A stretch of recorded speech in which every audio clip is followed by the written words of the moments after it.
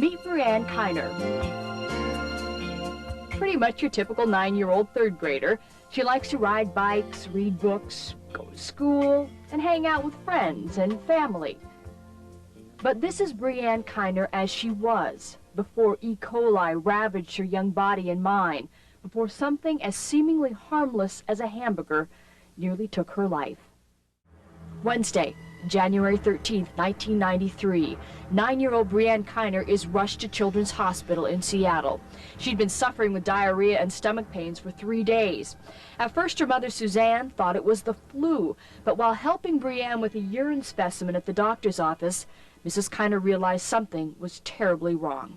When I brought the cup up from behind her, it was, blood had filled it and flowed over my hand. Brianne was later admitted to Children's Hospital's intensive care unit.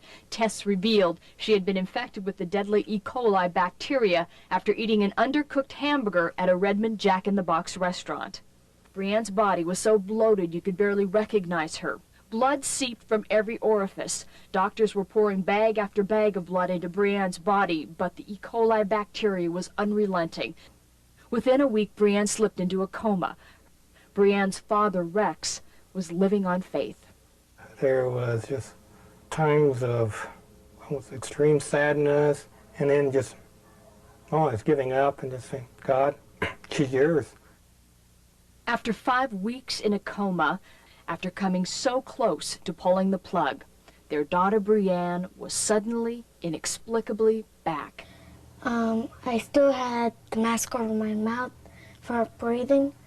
I said, I love you, Mommy, and she knew I came back for her. And I love her. But Brianne knew in order to leave the hospital, she had to be able to walk. It took hours of intensive daily therapy to reach her goal. A month and a half after she came out of the coma, Brianne finally took her first steps. I took little baby steps when I first started to learn how to walk again. I kind of told myself, Brianne, you want to get out of this place, you have to go through this. I tell Mom and Dad I want to go home. I want to be with my friends.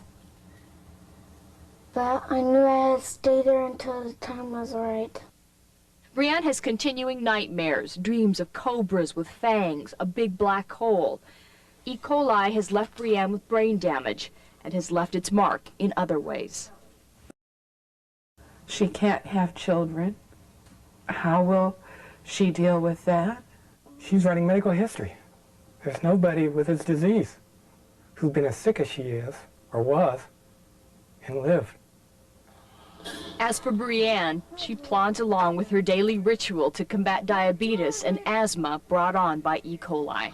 And there are challenges ahead that Brianne doesn't even know about yet, but her parents know all too well.